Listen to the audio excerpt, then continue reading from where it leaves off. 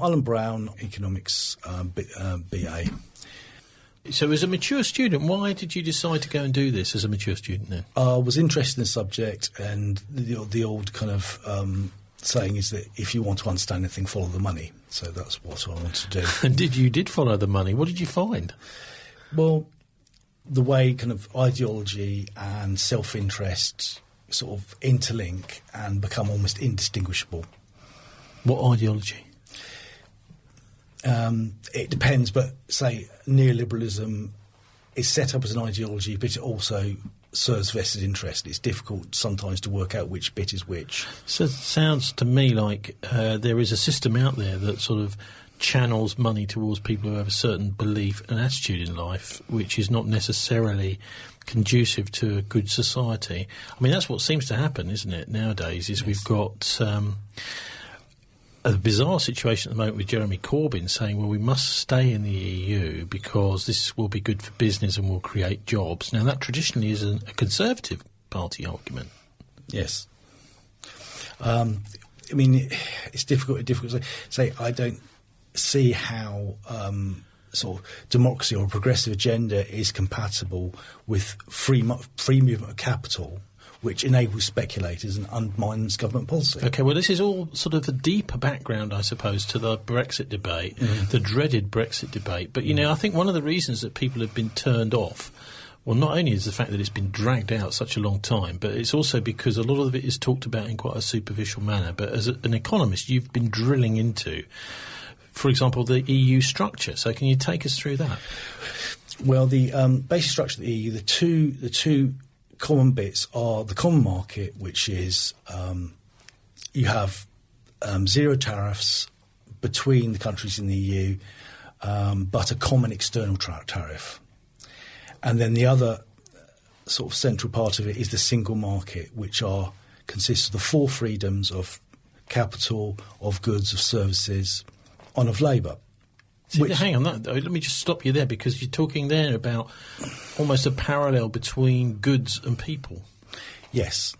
So this is basically set up is that if you have free movement then, and this will enable economic growth by removing barriers. This is quite a neoliberal idea.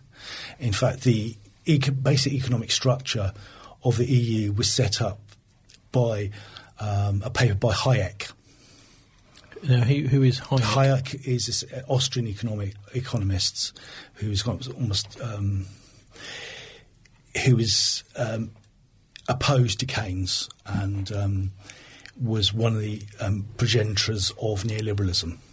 So he was around after the Second World War, was he? During the Second World War. During World War II. Because there was a lot of lessons learned about economics and economic warfare, yes, and the disaster of what happened in pre-Nazi Germany and Nazi Germany, which then led to the Second World War, which was, I suppose, the punishment that Germany received at Versailles, yes, and the knock-on effects of that being a complete disaster for their economy. Anyway, back to the EU structure. So we've got what exactly? So we've got the four freedoms? Yes, and state aid rules. The idea is that if you restrict government intervention in the market, then countries cannot unfairly compete against each other. One question whether that's relevant. Well, I mean, just a minute though, because we've got, for example, we've got in Germany, we've got state-run railways. Here, we've got privatised railways. So they're both completely different. So how come the Germans, for example, get away with not having privatised railways? Well, they have partially privatised railways. What you have is a break-up where public services can compete for business, but they can only do so on the same basis as private industry. So it can be open to public provision, but there can be no preferential basis for them or subsidy. Okay. What about other parts of the structure? What do you mean? Which parts of the structure? Of the EU structure. I mean, looking at it as an organisation, what other bits of structure are there that we need to know about? Well, that's the two main ones. But if you're talking about the organisations, obviously it's the European Commission who monitor compliance with EU rules. Well, hang on. The Commission is talked about as the government of Europe. The President of the European Commission, previously Donald Tusk, now going to be, I believe, Ursula von der Leyen. Yes. These people have been talked about as the President of Europe. So it's effectively a cabinet and a president. Yes, I mean, they both have the right of initiation of legislation. That only they can propose legislation. And they also monitor compliance as well. So they are the law. Okay. But anyway, we've got a peculiar thing has happened, hasn't it? Because the new European Commission has not been approved by the European MEPs, the members of the European Parliament. They haven't actually approved it, so they've had to delay bringing this new EU government in. I mean, we haven't heard much about that on the mass media, but certainly it's going to be delayed at least a month until the beginning of December. Yes. It was supposed to start work 1st of November, but it never happened. No. I mean, what was supposed to happen is that the under candidate is that a candidate from the largest parliamentary grouping is supposed to go forward, approved by the European Council, which is the heads of states, heads of government, which it goes back to the European Commission, who has got European Commission President, who's got the right of veto, and then it goes to be rubber stamped by the European Parliament. But the European Parliament didn't rubber stamp it. No. A bit of a delay. And I understand even the new EU President, Ursula von der Leyen, only just about managed to squeak in by a couple of votes of MEPs. So this is not really a marvellous mandate for an appointee government. No. So then, after the Commission, what else have we got? We've got the, like I said, the European Council, which is heads of state. They meet twice a year and they set the overall direction. Head of state, head of government, overall direction. They also... And this was what Juncker was president of? Yes. So the new president of the European Council is going to be Charles Michel, former Belgian Prime Minister, but he was actually booted out in Belgium. So he was rejected by the Belgian people, by the Belgian Parliament. But he's been amazing. Rather than being jettisoned down the ravine, he's been rescued by Batman and brought right up, or Superman, up to become the president of the European Council. In other words, he's going to be the chair of all of the EU leaders, which Britain is no longer going to be a part of, apparently. Yes. So that's the European Council. What's your take on whether Brexit is going to happen and when it's going to happen? I'm sticking to my previous sort of estimate that there will be Brexit in name only, because the Boris Johnson deal, rather like the Theresa May deal, is not an exit agreement. It's a bridging agreement where they agree to adhere basically to EU rules, and then in the political declaration, which is non-binding, they suggest over the next year or extended to come to an exit agreement, which they haven't done yet. Okay, so what are the alternatives that might happen with Brexit? I think you're fair play for sticking to your guns, because it does look as if it's increasingly becoming likely that that's the way it's going. Brexit in name only.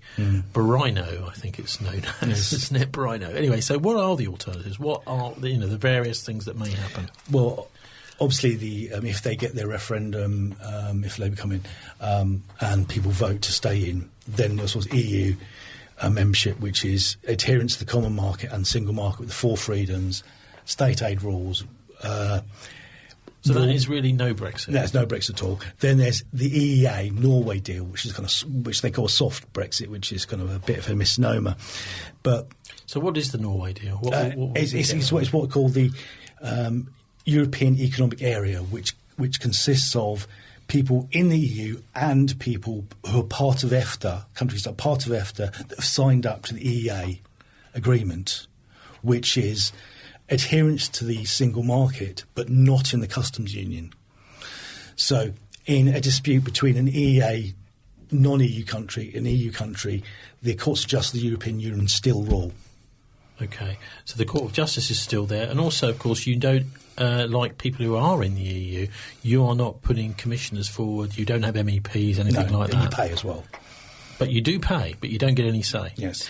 So that doesn't sound like too good a deal. Anyway, so what about other alternatives? I'll mention one thing. My main problem, obviously, is freedom of labour and freedom of capital. My main problem with the EEA is freedom of capital, which is destabilising, and EU state aid rules. What about migrants and freedom of movement? Is that still there in the EEA with the Norway Agreement? Yes. It's... Okay, obviously, so there is an extra Schengen agreement which some countries like Iceland are still part of, and some aren't. If you know what I mean. All right. So what? Okay. So a little bit further away from Brussels is what's the next one after the EEA? EFTA. EEA countries are part of EFTA, but that's the European Free Trade Association. Yes, which the UK set up initially. So they've got the option of signing up to the optional extra of the EEA, but EFTA by itself is essentially the Swiss deal, which is you do not have to adhere to the four freedoms or state aid rules or the common market, but you agree a bilateral free trade agreement with the EU, like the Swiss have. Okay, so that would allow you to control, because for most people the okay, obviously sovereignty is a large part of it. For many people, the referendum was really about unlimited migration, and people saying, well, actually, we've had enough of unlimited migration, and we don't think it's actually doing any much better for the country. A lot of people say that's one of the reasons they voted for Brexit. I would disagree slightly, in as much as for me, it's not the main problem, because obviously free movement of labour has been used as part of a wide range of strategies to control wages. But it doesn't have to be the case. Or to drive wages down. Yes. And pay and conditions, hence the single zero hours contracts, all that stuff. Yes, but it's part of a wide range of policies. But the problem is, obviously, with Iceland, it's part of the Schengen and part of the EEA and part of freedom of movement, and they are one of the most equal countries in the world. But the point is, they haven't got a government totally committed to crushing the poor into the ground. So you can't really... You would, for have freedom of movement, you would at least need a government less committed to crushing the poor for this to work. Okay, so EFTA, that's the European Free Trade Association. Yes. This is the Switzerland deal. Then a bit further away from that is the WTO. Yes, I mean there are different sorts of the WTO is the basis, and they have rules themselves, but they're kind of less prescriptive about state aid, and it's only when it affects trade between countries. Well, it might affect trade, mightn't it? Say, for example, if a major industry is nationalised. Yes, but if it's within trade of that only country, rather than it's only when it affects bilateral trade where the WTO rules, if you know what I mean. It's EU stated rules are far more prescriptive. Okay, so this is fascinating. I think going through the different options, each one a little bit further from Brussels. Yes. Is there anything that's further than WTO? Because that's usually put forward as the most distant from Brussels, isn't it? But at the moment, that's as far away as you expect. There is obviously less far away. There are kind of things like the Canada-EU deal, which they're called CETA, which does have a number of problems itself. Like, for instance, it has the investor-state dispute settlement mechanism, which allows investors to sue governments for things like environmental protections. Right, so if the government puts a law which says that you've got to clean up your act, the company that's dirty then goes to court and says, well, no, we don't have to clean up our act, dear government. Yes. And that's something that would be part of a CETA Canada-style agreement. Yes. What about you've just said that you're not so concerned about free movement of people, but you are, I know, concerned about free movement of capital. Why? Yes. Why? Well, because that's what the EU is all about, surely. Yes, I mean, if you look at, say, China and some of the more successful industrialised economies, they have intentionally not introduced free movement of capital because it enables speculators, undermines government policy, undermines long-term investment, because that hot money can come in, come out, and destabilise economies, exchange rates. I mean, in Japan, for example, I know that they have very strict rules over small businesses and big businesses. So big chains, which have massive amounts of finance, cannot come into towns and cities, as they've done all across this country, and provide loss leaders so that small businesses, local businesses go out of business. And then, of course, once those local competition has gone out of business, these chains then put their prices up. And in Japan, you simply can't do that. What's happened in the Europe, really, since the single market seems to be, and this may have something to do with this free movement of capital, that money can come in, take over a market, destroy the local people's attempts to, do whatever it is, and then disappear. Yes. But anyway, so, what other effects are there of having free movement of capital? Well, you can say, I'll attract, these countries become over-dependent on foreign direct trade. We're always hearing in Bristol we need to attract investment. And, of course, you need free movement of capital to do that. Yes, but I would say China says not, because money that can come in quickly, can leave quickly. This is the problem with, so you don't get that idea of long-term investment. And the problem is that if a foreign country or investor in a foreign country owns a productive enterprise in, say, the UK, when you sell it off, that improves, sets off the kind of current account deficit. But the problem is, what happens then is it worsens the current account deficit, because the money generated in the UK profits go abroad. So why does the current account deficit matter? Essentially, capital account plus current account equals zero. So the current account is, say, you sell goods abroad, you make money on foreign investments, net investments, that kind of thing, whereas the capital account is you're selling parts of the UK.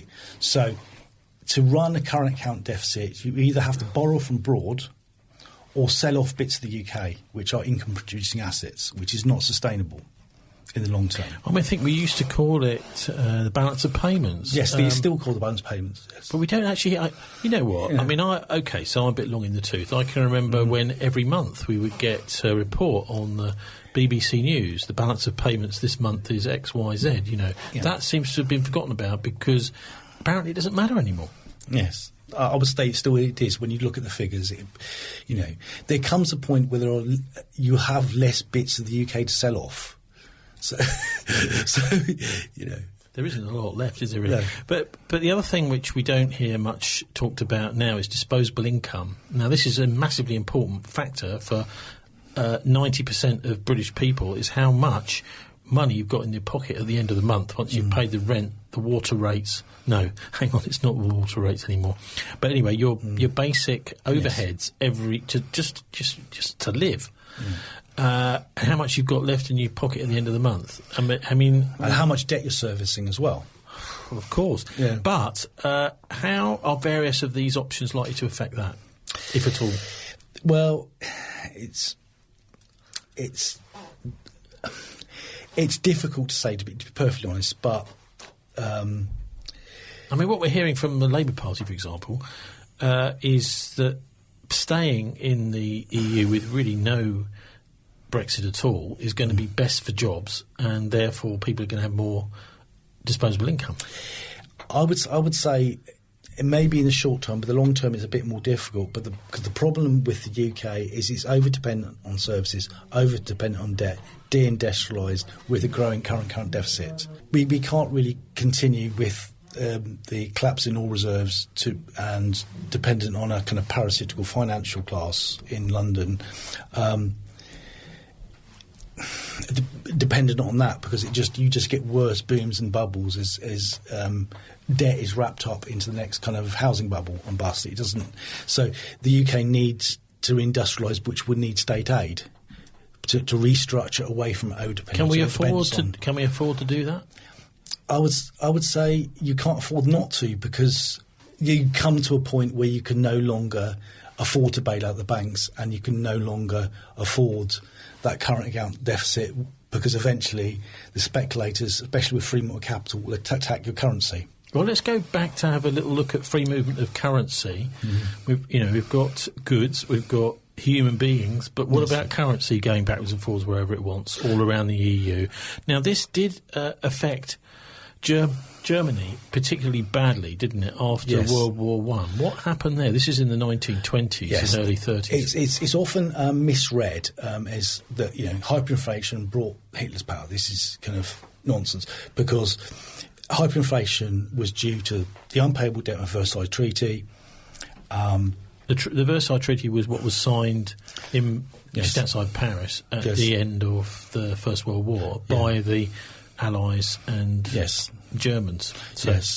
Keynes resigned. He was part of the Treasury at the time. And then wrote a paper the following year, 1990, The Economic Consequences of the Peace, which he predicted quite accurately what was going to happen. Yeah, and he was involved, wasn't he, in the Bretton Woods conference at the end of World War II, and he sort of he got his revenge in a way. 44, it was a kind of hotel in America, and in 44 they decided to draw up the post-war economic settlement. This is the things like the World Bank, the IMF and all that. Yes. Special drawing rights. Yes. The petrodollar, well, I don't know if it's the petrodollar exactly, but the idea of the dollar as the world's reserve currency. Well, the Keynes wanted the Bankor, which was an international currency.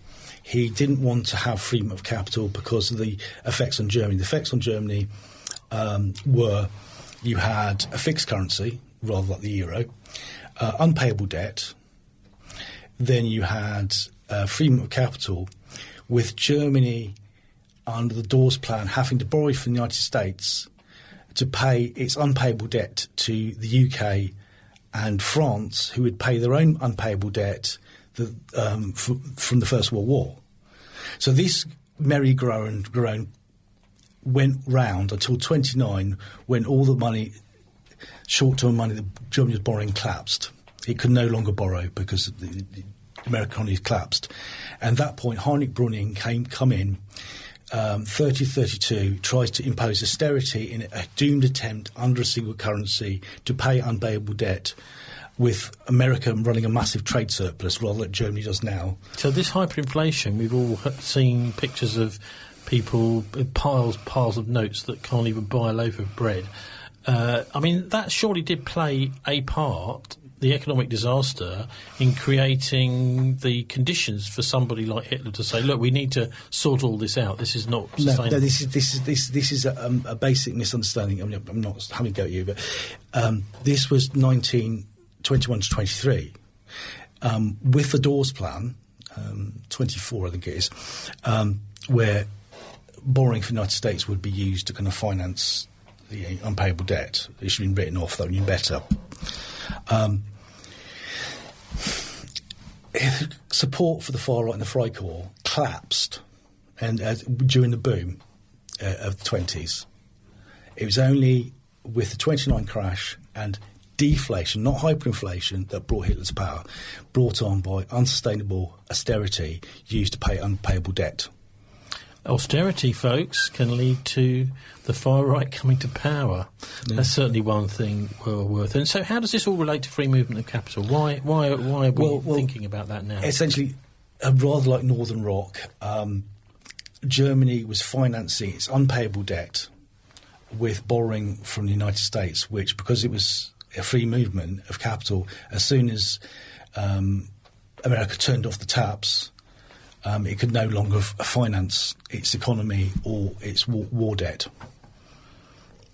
So that free move of capital helped it transferred the, especially under a single currency, the 1929 crash to the rest of the world, particularly to Europe and particularly to Germany, because it was so dependent on it. What about...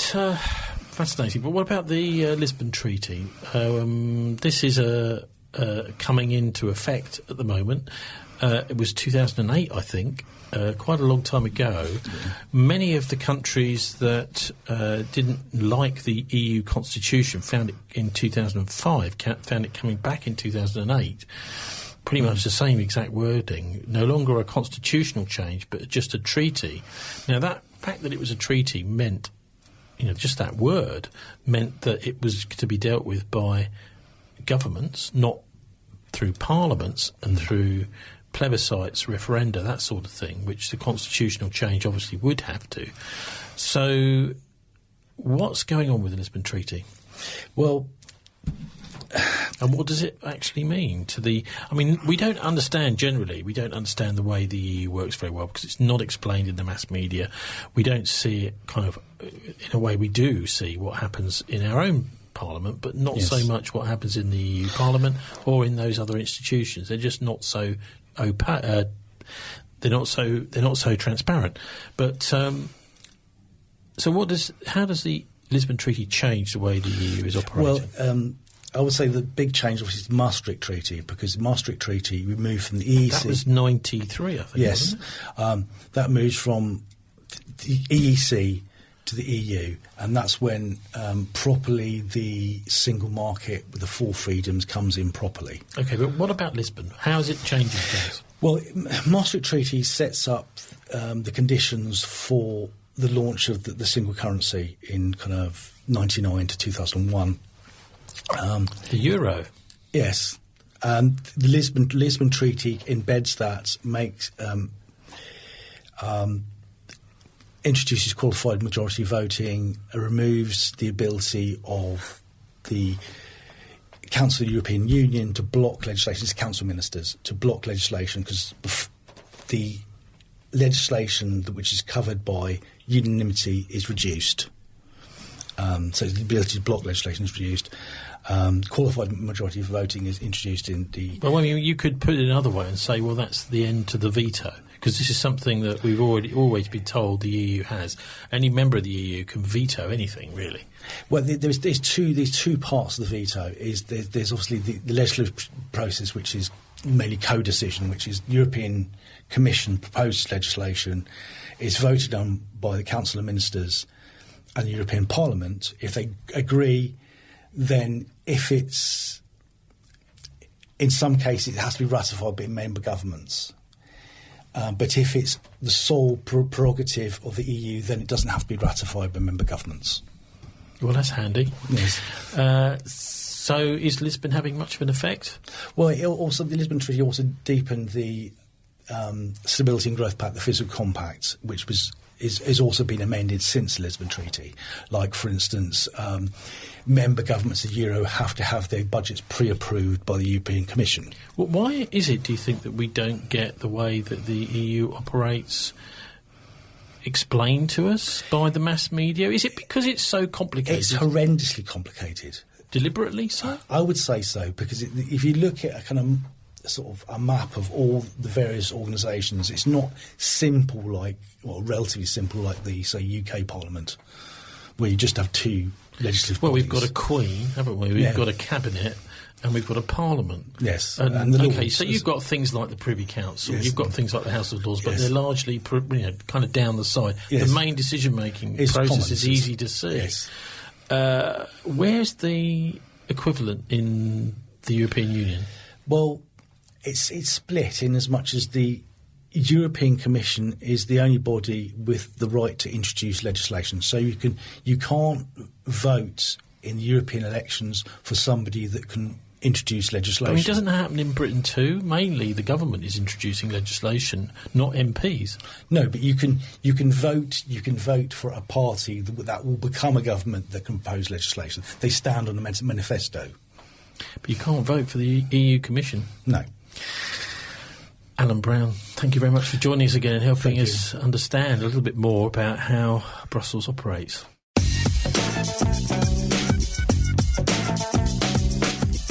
You're listening to dialectradio.co.uk, your local community radio run by volunteers.